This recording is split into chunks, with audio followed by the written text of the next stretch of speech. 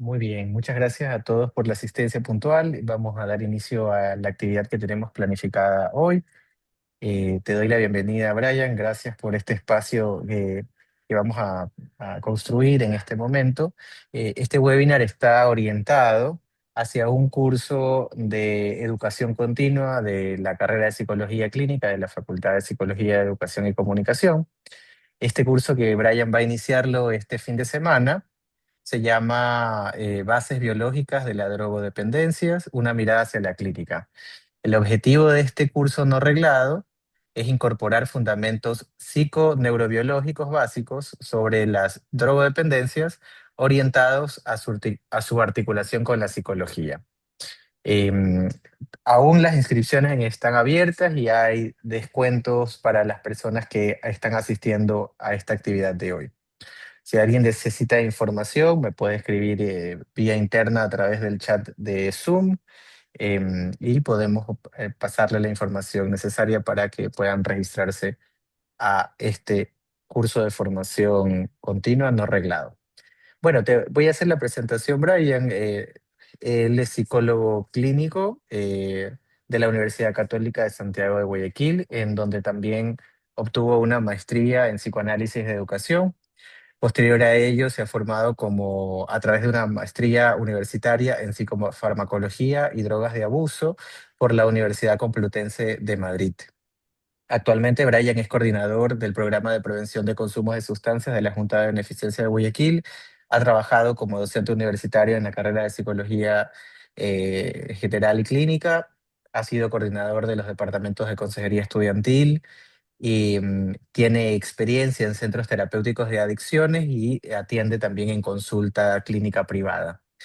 Entonces, como le señalábamos, la actividad de hoy, que es este webinar orientado hacia el inicio de este curso, toma por nombre, a ver, se me ha movido la información, toma por nombre, Brian, si me acuerdo, si me Sí, te ayudo. ayudas. Placer y repetición cuando la conducta se vuelve adicción. Muy bien, ese es el término. Entonces, bueno, la actividad y la propuesta está articulada para poder tener, digamos, un contexto general sobre lo que Brian va a profundizar en este curso que son de 30 horas, los fines de semana, justamente, 30 horas en donde Brian va a compartir su experiencia teórica, clínica y también práctica. Entonces, bueno, Brian, te doy la palabra. Gracias por estar en este espacio. Ustedes no, los participantes no van a poder activar sus micrófonos, salvo que activen la reacción de levantar la mano y les damos el acceso a la palabra. Primero, Brian va a hacer una presentación y posterior a ello abrimos a las preguntas. Muchas gracias, Álvaro. Qué gusto poder compartir en estos espacios. Espero que haya espacios también ahora al final para conversar un poco sobre diferentes perspectivas que se puedan presentar a propósito del fenómeno del consumo de sustancias. Voy a compartir la pantalla. Eh, ¿Me das una confirmación, Álvaro? Te pediría para saber que se puede ver bien. Sí, se ve todo bien. Perfecto. Bien, entonces, la idea con este webinar, además de ser introductorio para el curso, es comunicar y difundir un poco sobre algunas bases teóricas, algunas bases clínicas, sobre en qué momento una conducta que se repite mucho se considera una adicción.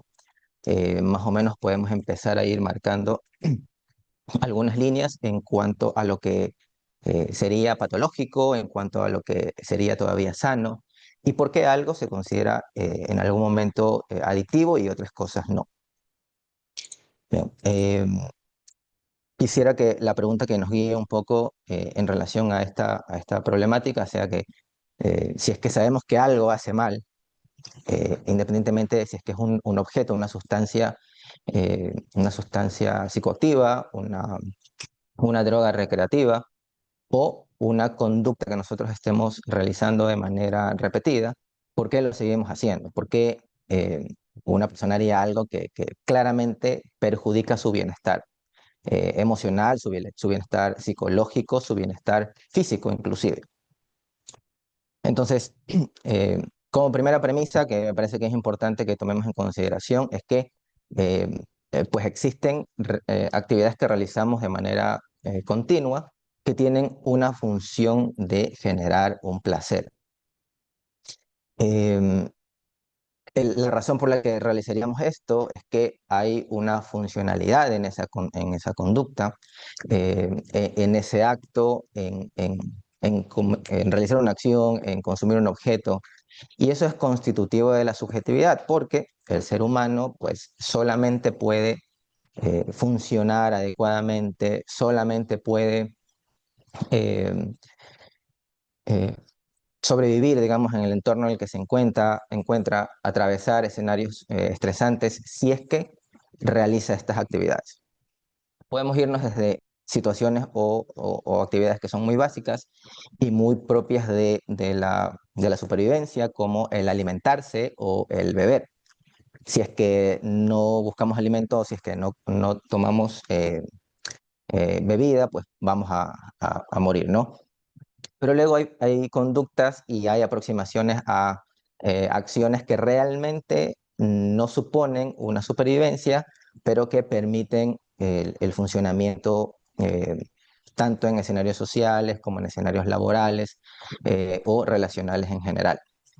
Entonces decimos que es constitutivo de la subjetividad, se hacen porque tienen una función y esa función, además de que supone un placer, el comer, el practicar un deporte, el beber café, eh, está realizando un segundo efecto, que es el de reducir una cuota, una cantidad de malestar psíquico o de tensión psíquica. Para algunas de estas cosas, como la alimentación, digamos que es un poco sencillo de verlo, ¿no?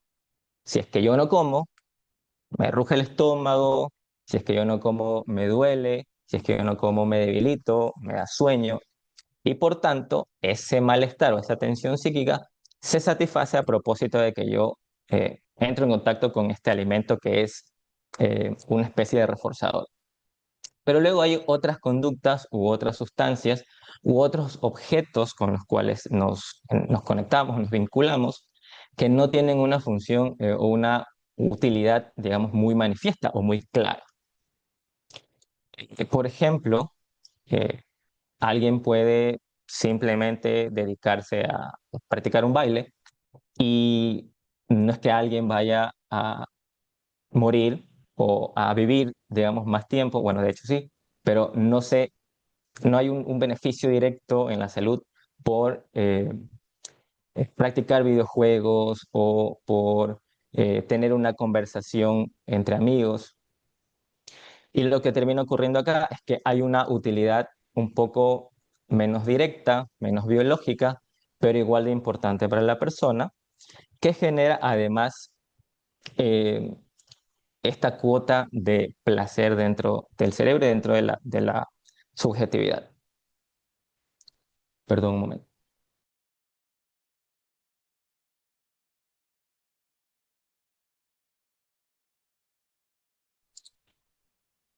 Listo. Entonces, se genera esta cuota de bienestar, se genera esta cuota de placer, que no siempre está ligado al bienestar, muchas veces está asociado al bienestar, pero a veces hay contactos con objetos que generan placer, pero que no suponen un bienestar. Muy claro es el ejemplo del caso de las drogas, en el que a pesar de que se genera un placer directo, un placer intenso y un placer que puede sostenerse por un tiempo, ese placer no se sostiene por periodos extensos y por lo tanto más bien tenemos eh, una, un efecto contrario al bienestar. Hay un problema, hay un malestar, hay un efecto negativo por el contacto con alguna sustancia, con algún objeto. Por otro lado, hay que tomar en cuenta que este placer genera una marca en el sujeto, que el placer, una vez que se experimenta con cierta intensidad, eh, se genera un aprendizaje, eh, se asienta de manera significativa en la vida, en la memoria del ser humano. Por ejemplo, si es que hemos tenido una reunión con amigos donde se vivieron experiencias gratas, en las que hubo alimentos, en las que hubo música, en las que hubo alcohol, entonces eso deja una huella que muy probablemente esa persona desearía continuar o repetir. Y es muy obvio, por supuesto, por la utilidad que esto tiene. El cerebro aprende que ese acto, que ese objeto, que esa situación te trae bienestar o te trae placer principalmente, y por lo tanto se crean conexiones cerebrales que buscan ser repetidas. Ahora, es importante pues tomar en cuenta que el placer por sí solo no es patológico. Lo hemos dicho, es más bien funcional, tiene una utilidad, es adaptativo. El asunto y lo que empezaría a marcar una diferencia con lo que se vuelve un problema o una adicción es cuando se fija una conducta o el vínculo con un objeto. ¿A qué me refiero? Si es que una persona cuando siente este malestar psíquico o cuando se siente incómodo o cuando se siente avergonzado o cuando tiene tristeza o frustración, solamente recurre a ese único objeto o a esa única conducta. Habría allí una automatización de ese acto y la persona pues va a buscar el placer de manera no consciente, de manera robótica y sin preguntarse por las características del entorno o sin preguntarse por qué utilidad puede tener esto dentro de su conducta. Quisiera abrir un poco el panorama también respecto de lo que hemos considerado bienestar y malestar. Eh, Porque la experiencia del malestar que se alivia un poco cuando uno realiza una actividad que le gusta, no es solamente pues esta tristeza o este enojo, sino que a veces hay un conflicto, a veces puede haber la sensación del dolor o la sensación de un vacío interno, de soledad o de angustia. Y esas son situaciones que el sujeto pues quisiera acallar de cierta manera, quisiera responder y atacar de cierta manera para reducir ese malestar, ese vacío o esa angustia. Es allí que entra en función el acto que cada uno considere placentero. Entonces, podemos poner ejemplos de esto. Si es que yo después de una jornada intensa durante la semana en el trabajo, me he esforzado, he tenido problemas con mis compañeros, mi jefe me demanda cosas muy fuertes y he llegado al día viernes vivo de esa experiencia, yo puedo decir, me merezco, por todo el malestar que tuve en la semana, un cóctel. Entonces me voy de after office o salgo con mis amigos y tengo este momento como recompensa frente a eso. Y lo que termina pasando es que la experiencia placentera realmente apaga un poco ese malestar. Poco pensemos si es que queremos en el consumo de alcohol, que termina acallando esa tensión que se generó en el trabajo o ese estrés que se acumuló durante la semana. O si es que no queremos pensar en una sustancia, podemos pensar que en una reunión social, cuando estamos incómodos porque alguien puede no saber cómo acercarse a conversar con otra persona o puede no saber qué temas de conversación establecer para más o menos ser bien visto en la reunión, alguien pudiera refugiarse en el celular y estar aburrido o estar incómodo e ir al teléfono. Porque allí hay algo seguro, hay algo que además de que es satisfactorio por sí mismo, porque sabemos que hay en el celular hay redes sociales, hay videos, hay música, hay videojuegos, eh, un poco nos permite olvidarnos de esa tensión que se genera porque yo estoy en un ambiente que a lo mejor no puedo controlar muy bien. He allí una funcionalidad de estas conductas o de estos objetos más allá de la comida, del sexo, de la bebida.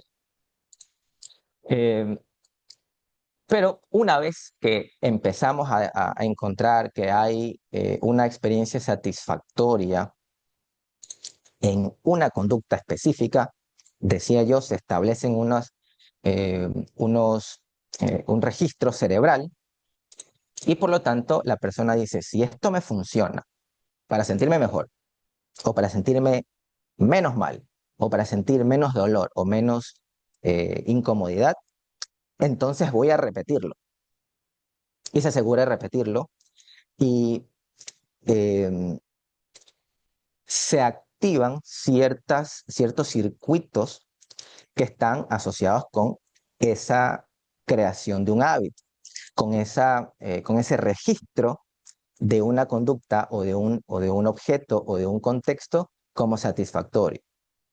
Entonces, dentro del encuentro con estas conductas que son satisfactorias, hay activación de circuitos de recompensa, por ejemplo, que se escucha mucho en conducta adictiva, que es este circuito cerebral entre algunas regiones del cerebro, que ahora las puedo comentar si es que así lo desean, que motivan el acto, que hacen que haya un interés particular por alguna conducta o por algún objeto. Eso que hace que se refuerce el interés y que se busque continuamente un objeto. Ese es el circuito de recompensa. Entonces, ese circuito se activa porque se ha reconocido que esto genera placer y por tanto hay una búsqueda y una motivación para hacerlo de nuevo, pero además se activan circuitos asociados con el aprendizaje, porque les decía que hay una estructura cerebral que registra que ese momento, esas personas, que ese objeto, ese color, ese olor, ese sabor es rico, es satisfactorio y genera placer. Entonces un circuito de aprendizaje se activa. Y por otro lado, se activan estos circuitos que establecen la formulación de hábitos, como les decía, que hacen que uno realice la acción sin mucha conciencia, como en automático, porque si no sería un gasto cognitivo, un gasto cerebral. El pensar realmente, por ejemplo, cuando uno está conduciendo el vehículo, uno luego de que ya se sabe la ruta y sabe cómo manejar el vehículo, no está pensando en voy a meter primera, voy a frenar en el pare, voy a hacer el paso, sino que lo hace automáticamente. Y de la misma manera, cuando se refuerzan y se solidifican estas conexiones neuronales, se crea un hábito por el consumo de una sustancia. Se crea un hábito por la práctica de la actividad placentera, ¿no? La persona que le gusta practicar tenis, por ejemplo, eh, lo practica de manera recurrente, va siempre al mismo lugar, sabe cómo hacer los saques, sabe cómo contabilizar en su cabeza el puntaje, etcétera, etcétera. Entonces tenemos por ahora una especie de ruta, un estímulo cualquiera que el cerebro se da cuenta que genera placer a propósito de que se secretan estos neurotransmisores que señalan que hay placer, se genera el registro de eso, o sea, se aprende eso y luego se genera un hábito. El tema del hábito es que es siempre reversible y es siempre controlado y es siempre premeditado. Entonces, alguien que tiene una práctica de hacer yoga, por ejemplo, todas las mañanas, en algún momento puede, pues, decir, "Ah, hoy día no lo voy a hacer porque tengo que madrugar para pasear al perro, o esta semana que tengo mucho trabajo, no puedo quedarme en esas horas o esos minutos antes del trabajo, etcétera, etcétera". Es reversible porque hay un poco de conciencia sobre eso, a pesar de que se han establecido estos patrones cerebrales.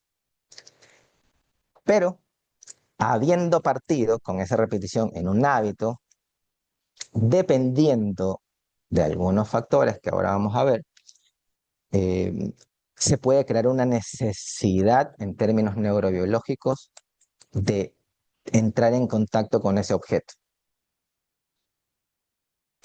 Si yo me iba pues los viernes después de la oficina a tomar cócteles con compañeros de trabajo, eso se repite, se crea un hábito, pero luego de un tiempo, tras repetirlo muchas veces, la persona puede llegar a sentirse mal si es que no ocurre, sentir mucha tensión o irritabilidad por no ir un viernes a tomar con los amigos. Eh, un momento. No sé si es que quisiera que por favor dejemos las preguntas para el final, para dejar como que ese espacio de preguntas. Así que, Dani, en un momento te doy la palabra. Bueno, entonces se genera un malestar por no practicar esa conducta. Y llega a la casa, uno, si es que se ha creado esa necesidad, llega a la casa tenso, molesto, irritable, a veces uno puede no saber por qué, eh, ofuscado, o se siente más ese vacío del que hablaba, o si es que alguien no fuma o no consume vape, a lo mejor la angustia crece y no se ubica por qué uno se está sintiendo de esa manera,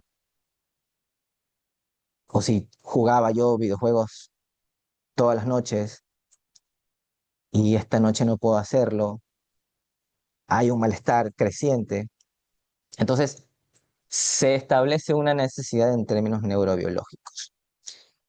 Eh, Hay que tener en cuenta que cuando hablamos de adicciones, el tema no es cuánto se repite, sino la posición que tiene un sujeto frente a ese acto.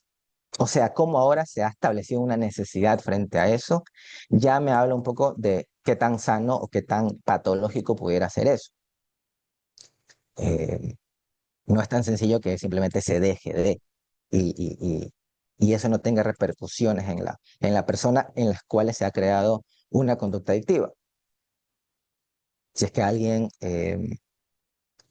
tiene adicción, por ejemplo, a ir al gimnasio, adicción a ir al gimnasio, no hábito de ir al gimnasio, adicción a ir al gimnasio, eh, hay un malestar creciente con la imagen, hay un problema realmente con el yo y con la identidad si es que la persona no va ese día. Entonces, eh, hay una diferencia entre la elección que tenía el sujeto cuando consumía por diversión, consumía por una utilidad quizás secundaria y que estaba en segundo plano, versus el consumo o el acto repetitivo que hace casi compulsivamente, de manera automática, sin pensarlo, porque hay una necesidad. Y empezamos a pensar que ahí entonces hay un problema. ¿Y esto porque así como a veces alguien pudiera guardar sus llaves dentro del bolsillo y sentir que tiene las llaves dentro del bolsillo, pero después de un tiempo se apaga ese estímulo y se deja de considerar, hay una habituación a ese estímulo. También hay una habituación al placer que se siente cuando consumo una sustancia o cuando practico un deporte o cuando leo libros o cuando bebo café. Entonces se genera lo que se conoce como tolerancia y el placer se atenúa, se obtiene menor placer en función o en comparación con cómo se experimentaba el placer previamente. Eh, entonces ahora se repite para reducir el malestar y no por una elección de buscar un placer y aparece esta compulsión de repetición que estaba mencionando. Hay un cambio entonces en los caminos. Ya no hay placer, registro y hábito, sino que ahora hay placer, hábito, automatización de la conducta, en el sentido de que la persona no es consciente y responde siempre de esa misma manera, todos los viernes con alcohol, frente a todos los momentos de estrés, fumando vape, o siempre que eh, tiene una pelea con la pareja eh, consumiendo heroína. Y por tanto hay una pérdida de elección que deja de ser funcional, deja de tener esa utilidad que tenía la conducta placentera. Entonces, ¿cómo entendemos ese paso a la adicción? No es tanto porque un objeto u otro sea adictivo. Es verdad que hay objetos que son más adictivos que otros. Y eso depende, entre otras cosas, de el efecto neurobiológico, digamos, el efecto cerebral que genera cuando hay el contacto con ese objeto. Y es verdad que unos son más adictivos que otros, pero si es que se habla de adicción a ese objeto, no es porque lo está consumiendo, sino por qué función tiene ese objeto para el sujeto, de qué manera se vincula, cuándo acude a él, qué piensa de él y qué está acallando. Hay, eso sí, y quiero compartir algunas señales clínicas para identificar cuando una conducta repetitiva, el uso del celular o el consumo de marihuana, pudiera ser un indicador de que hay un problema de adicción. Ya dijimos la pérdida de control, ¿no? No hay voluntad. Pero cuando hablamos de pérdida de control, también podemos pensar en que la persona quiere dejar de consumir o quiere dejar de realizar esa conducta, quiere dejar de apostar en línea, quiere dejar de tener relaciones sexuales, quiere dejar de comer compulsivamente, pero no puede realmente dejarlo. Fracasa en esos intentos. Entonces no hay control. Y hay una brecha entre ese saber y el hacer, entre saber consumir un poco, saber realizar esa actividad de cierta manera o con ciertos estándares y, y el paso a la acción. Ya hablamos ahí de pérdida de control. Pero también cuando hay una persistencia de esa conducta a pesar del daño.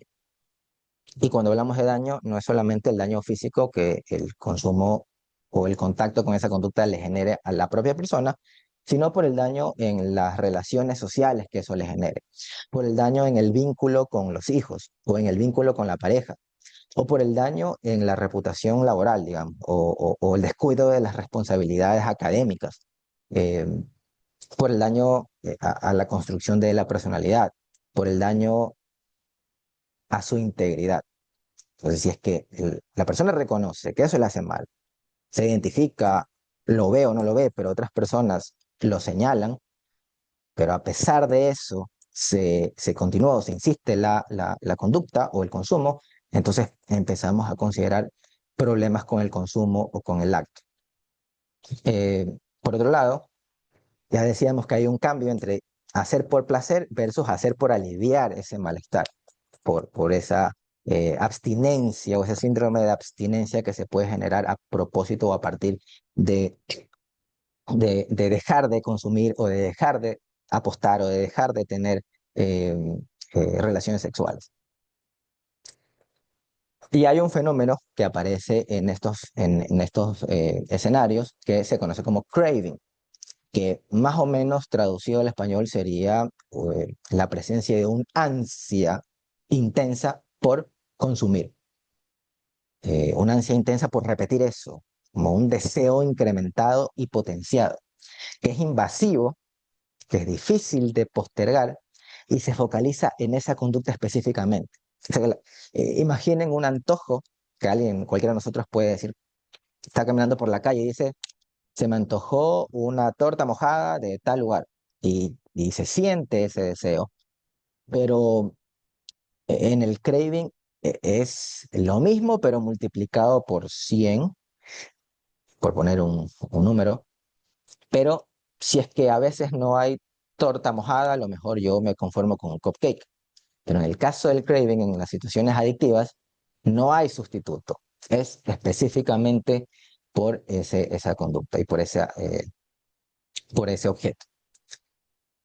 Y por tanto, cuando uno intenta dejar esa conducta y crece estancia, se producen las recaídas. Entonces, siempre cuando hay procesos adictivos, se prevén que haya recaídas, recurrencias, estos escenarios y momentos en que vuelve la persona a entrar en contacto con el objeto o con esa conducta que estaba tratando de dejar, eh, pero que son parte del problema, ¿no? Eso seguramente habrá otro espacio para conversar sobre los procesos de recaídas como tal.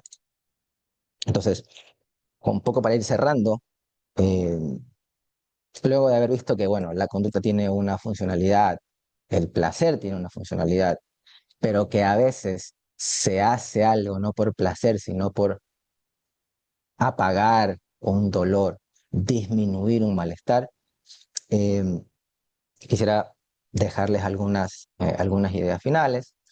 Eh, en primer lugar, y muy importante, es que el consumo o una conducta adictiva siempre hay que pensarlo como un fenómeno que tiene una función, no un problema necesariamente a eliminar. Y por supuesto que cuando pensamos en conductas adictivas, pensamos toda la cascada de consecuencias negativas que eso tiene para la persona y para el entorno. Problemas económicos, problemas de salud, problemas de pareja, etcétera. Pero a pesar de eso, es necesario e importante entender que esa persona, si ha entrado en contacto con esa conducta y la repite tanto, es porque tiene una utilidad y que no siempre lo más coherente o lo más lógico o lo único sería tratar de quitar esa adicción o ese contacto con esa sustancia.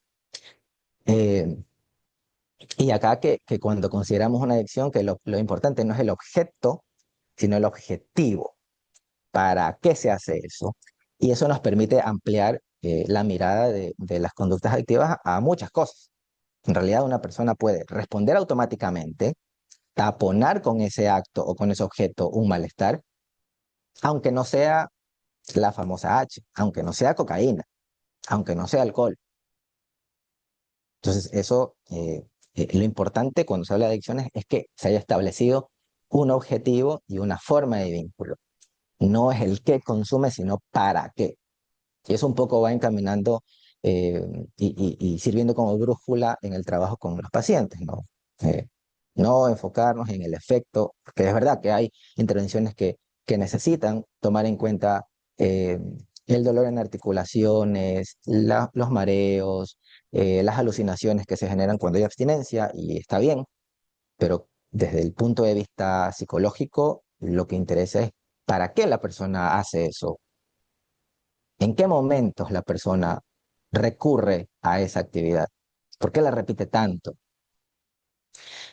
Y así pues podemos cambiar un poco el enfoque, que lo central no es la conducta como tal, que la conducta no es el problema, perdón, la conducta no es el centro, sino un signo, un indicador que nos permite leer un poco esa sintomatología, entenderla como algo que nos revela algo de ese sujeto o de ese paciente o de ese familiar o de ese amigo.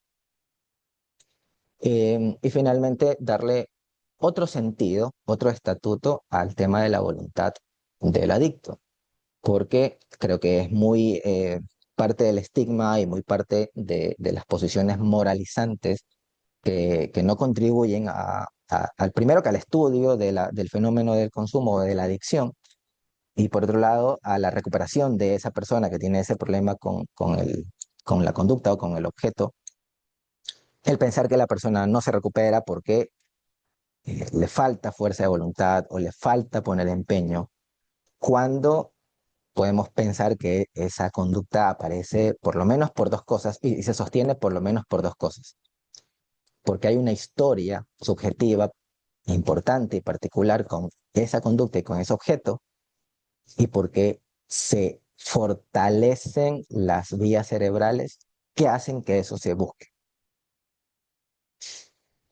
Y allí la voluntad es solamente una parte pequeña, pero no lo es todo.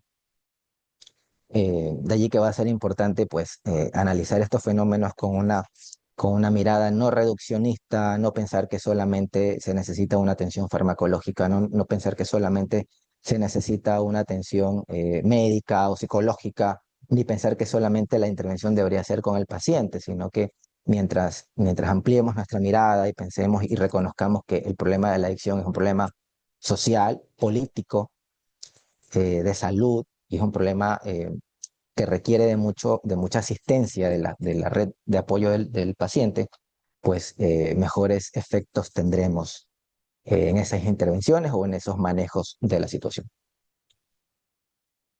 Y con eso terminamos. Muchas gracias, Brian, por lo que nos has precisado y compartido y un poco también una especie de abreboca de lo que vas a profundizar en el curso. Entonces, damos inicio ahora a las preguntas. Tienen que usar la reacción de alzar la mano y activamos el micrófono para que puedan formular sus consultas, dudas o preguntas a Brian.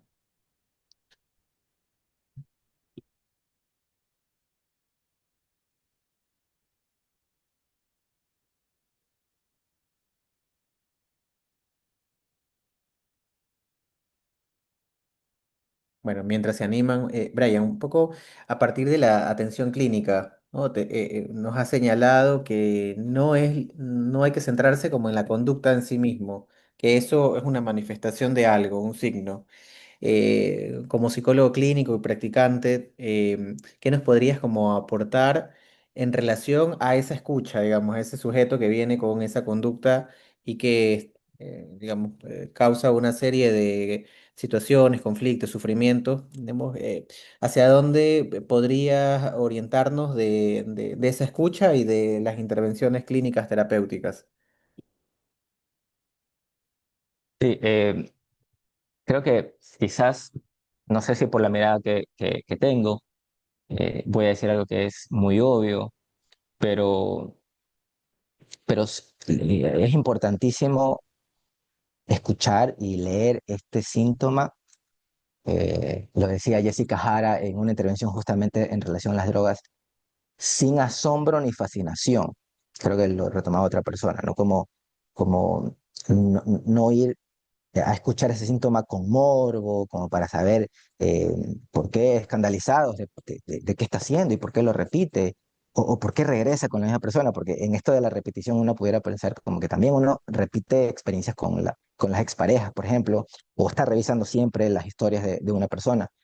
Eh, eh, no es no ir fascinados hacia eso, ni asombrados, ni asustados, ni con temor porque alguien eh, comenta que consume cocaína, que consume heroína, que además fuma marihuana, como tener una posición siempre neutra, libre de juicios. Eso me parece que es importante porque eh, unas posiciones moralizantes, lo decía, alejan al paciente del espacio y no permiten que haya ese lugar de resonancia de lo que están diciendo, como ese lugar donde se puede hacer eco de lo que están diciendo eh, y donde se puedan plantear esas preguntas de en qué momento pasa, por qué ocurre y por qué ahorita volvió a revisar esas historias o por qué no sale todavía de la casa o por qué volvió a consumir esto. Entonces, me parece que eso va a ser importante.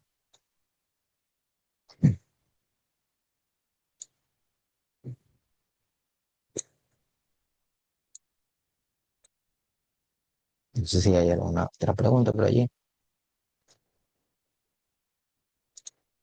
Ginger. Hola Brian, muchas gracias. Y bueno, agradecerte por este espacio porque realmente ha sido muy interesante. Sobre todo me quedo con la vista que decías que no es tanto objeto adictivo, ¿no? Sino la relación que establece el sujeto con ese objeto. Porque a veces frente al discurso social podemos llegar como a estandarizar los objetos también y decir como, por ejemplo, los celulares son adictivos, pero más que el celular sea adictivo o la droga sea adictiva o la pantalla sea adictiva, yo creo que es la relación que se establece o que establece ese sujeto con ese objeto en particular y que no habla desde como de la universalidad, sino lo que la experiencia subjetiva que cada uno vive frente a ese objeto, ¿no? Frente a esa relación con ese objeto. Me llama mucho la atención porque de una u otra manera hay un texto que yo leí de Carolina Alcuaz que se llama La Sociedad de los Consumidores Tristes y Carolina va a decir eso que tú acabas de comentar, de problematizar esto, ¿no? Apalabrarlo, historizarlo, no desde el lado del morbo, sino desde el lado de que el sujeto pueda ir como articulando e ir narrando qué significa para él este objeto, ¿no? Por qué este objeto que tú bien lo decías, que causa placer y repetición, ya se volvió algo adictivo. Entonces, eso me parece muy, muy interesante lo Ujú. que nos acabas de compartir. Sí, ¿en qué momento aparece por primera vez ese consumo? ¿Qué escenarios familiares o personales están dándose en torno a esa primera experiencia? Eso me parece que es importantísimo porque cuando se ha establecido una adicción, claro, hablamos de que esos patrones neuronales están refortalecidos y está restablecido eso, pero siempre cuando llegamos al origen, en un primer momento eso no estaba construido. ¿Y por qué hubo esa necesidad de búsqueda? ¿Qué se prometía allí? ¿Qué se sanó en ese momento? Y otra cosa que quiero contribuir, y ahorita hemos hablado de manera abstracta sobre estos patrones y estas regiones cerebrales, pero esto es algo que requiere pues, mucho tiempo para nombrar y señalar los caminos exactos. Pero algo que me recordaste ahora que mencionaste la adicción a la pantalla, al celular, es interesante que cuando se hace el estudio o la conceptualización de lo que es adictivo, hay mucho problema en cuanto a si es que la adicción es la conectividad, la pantalla, el celular, el video. Es difícil ubicar cuál es el objeto y las personas que se encargan de esta codificación, de esta categorización, lo tienen complicado. Pero es que ahí lo importante no es cuál es el objeto, lo importante es qué está enganchado, con qué está vinculado. Y eso no lo sabemos viendo, digamos, un esquema, lo sabemos preguntándole al sujeto por qué eso. Eh, Me parece que Mauricio había levantado la voz primero y luego vamos con Darwin. Hola, Raya, ¿cómo estás? Aquí, queriendo hacer una consulta, me parece que, no sé si lo trataste, pero, o lo escuché en otro sitio, el tema de las recaídas, que es parte igual del proceso, ¿no? Así, más o menos ahí quería que me explique un poco el tema. Ujú. Sí, definitivamente eh, no hay, previamente, hace muchos años atrás, sí se consideraba que una recaída era un problema, no que era un fallo. Y era muy culpabilizante con la persona que estaba atravesando el proceso, había mucha crítica del mismo terapeuta que estaba dirigiendo la intervención, además de la familia y la culpa que la persona siente ella misma, ya estaba sobredimensionada, digamos. Actualmente se considera que es parte de los procesos y que como es muy dinámico el proceso de recuperación y no es lineal, si es que ocurre, lo importante a veces ni siquiera es el hecho de que haya un retorno al contacto con la droga, porque puede no considerarse que alguien que no está consumiendo alcohol, digamos, un fin de semana consuma una copa. Eso puede no considerarse una recaída. Depende del objetivo terapéutico que se establezca entre la persona que dirige el tratamiento y la persona y la persona con el problema de consumo de sustancias. eh, esa recaída puede ser volver a un patrón de consumo, volver a tomar todos los viernes y no ser un problema consumir una copa ese viernes. O si es que la situación es muy compleja, sí ser recaída el tomar una copa. Entonces es muy variable, pero se lo considera como parte del proceso de recuperación y eso se establece pues analizando la historia de consumo, viendo la función también que tiene y y las cualidades, digamos, psicológicas y de personalidad que pueda tener la persona con el problema de consumo. Eh, Darwin. ¿Qué tal? ¿Cómo estás, Brian? Buenas noches. Bueno, mi consulta iba un poco más porque, bueno, nos estás hablando un poco de cómo identificamos, pues, o qué es lo que simboliza como tal la droga para esto, para el consumidor y quién quiere ir a esa parte, ¿no? Pero mi duda iba más justamente a lo que preguntaba el compañero aquí, que es cómo nosotros trabajamos con eso que ya sabemos, o sea, cuál sería el proceso para darle la rehabilitación, pues, que necesita el sujeto. O sea, ¿cuál es el procedimiento? Aunque obviamente pues entiendo que aunque existe un estándar, pues cada caso es único. ¿Cómo lo trabajaríamos? Sí, sí o sí me parece que son importantes una vez que se analiza, por supuesto, la magnitud del vínculo con la sustancia, sí o sí va a ser importante considerar las intervenciones familiares, porque hay que informar a la familia un poco sobre el proceso. Allí la psicoeducación, que es muy básica, es muy importante, es esencial para el proceso de rehabilitación. Comunicar un poco en relación a incluso a las conexiones neuronales que se producen para que la persona cambie un poco la perspectiva, la familia, perdón, cambie un poco la perspectiva sobre qué está al alcance de la mano de ese paciente y la importancia de la empatía, de la paciencia con esa persona y de funcionar como un sostén o un colchón de apoyo para esa persona. En algún momento las intervenciones psiquiátricas, farmacológicas pueden ser muy importantes porque la sustancia puede ser tan intensa o puede generar efectos tan significativos en la neurobiología del cerebro que necesitan de una sustancia o de un fármaco que reemplace y que sea similar en cuanto al efecto cerebral, pero que tenga otro tipo de daños. No digo que no tenga daños, digo otro tipo de daños porque hay otro problema con sustituir ese vínculo o esa adicción ya no a la cocaína, sino al fármaco que trata la cocaína. Pero bueno, intervenciones farmacológicas, intervenciones familiares, la psicoterapia, por supuesto, el trabajo individual para que haya espacios de resonancia, como decía, con ese paciente. eh, y me parece a mí que, de todas maneras, independientemente del enfoque de trabajo, la psicoeducación es muy importante como primer paso. Eh, Me dices, Álvaro, si tenemos tiempo para más Y preguntas. tomemos una última pregunta porque debemos ir concluyendo. Igual Sí, esperamos poder tenerte en otros espacios y iniciamos ahora próximamente el curso. ok. Isabela. Listo. Buenas noches. Mi duda es de que qué tan cierto es que de alguna manera un adicto termina siendo siempre un adicto, que es un poco lo que mencionabas hace un rato. Esto de que un adicto no es que deja de serlo, sino que cambia este vínculo que mencionabas a otro. O sea, es como que deja, en caso extremo, digamos que un consumo de drogas y lo cambia a una religión extrema o a un deporte extremo o a algo que realmente le satisfaga este placer de que genera la adicción. Qué buena pregunta. Es una pregunta, desde mi perspectiva, muy controversial y que depende mucho del enfoque de la persona que responde. Eh, los enfoques, por ejemplo, de apoyo social o de los 12 pasos, por ejemplo, tiene esa perspectiva, que el adicto siempre es adicto, que el adicto nunca deja de ser adicto. Yo me cuestiono un poco, mi postura personal es cuestionar un poco respecto de cómo se sostiene ese rótulo, ese código, ese nombre para esa persona. El ser siempre adicto. No estoy diciendo que no deberíamos considerarlo así. Para algunas personas, llamarse adicto, así como llamarse eh, bipolar o llamarse depresivo, puede tener en sí mismo una funcionalidad, puede ayudarle a nombrarse, a caracterizarse, a entender lo que le pasa.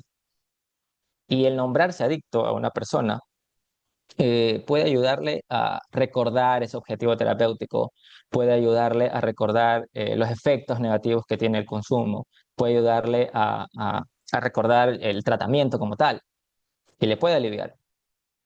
Yo lo que plantearía es que sería interesante que no seamos los terapeutas quienes asignemos siempre esa categoría y que si al paciente o al sujeto le sirve ese nombre, que veamos la funcionalidad y en algún momento sostener ese nombre.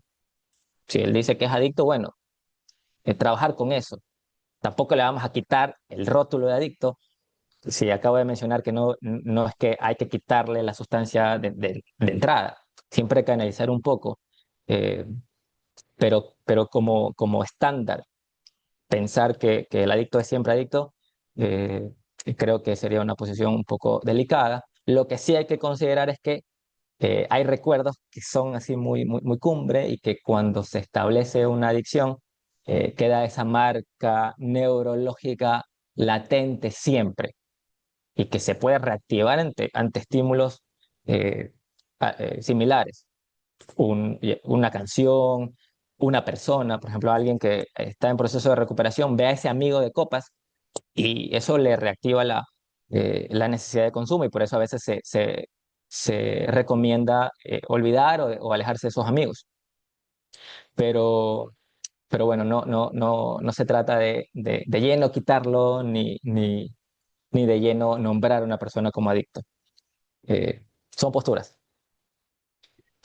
Muchas gracias, Brian. Realmente es una alegría poder escuchar de tu formación, ¿no? Porque como te presentaba, tienes una base psicoanalítica, has estudiado en la Universidad Católica, también te has formado desde las bases neuropsicológicas, neurobiológicas, y puedes abordar, digamos, la temática, que a veces puede ser como muy tensa, como bien lo señalabas, o muy dogmática incluso, como decir estos son los pasos o esta es la posición, es adicto, etcétera, pero tú abres el debate académico, científico, pero también ético, clínico, terapéutico. Entonces creo que, digamos, esa complejidad es necesaria poder tenerla presente en la formación de los psicólogos, sean en estudiantes de grado, de posgrado o ya personas en ejercicio, digamos, para poder un poco alentarse a seguir cuestionando este punto que topa también las esferas sociales, ¿no? Que tiene que ver con lo social, que tú también lo mencionabas, que no es solamente una condición biológica o psicológica aislada, sino que está articulada con un lazo social y una realidad. Muy bien, entonces, esto es el abrebocas. Sé que vas a tener un espacio mucho más detallado en esas 30 horas y he pasado por el chat el link de inscripciones para que los que estén interesados aún se conserva el descuento que habíamos señalado para el curso. Muy bien, gracias Brian, buenas noches con todos. Muchas gracias.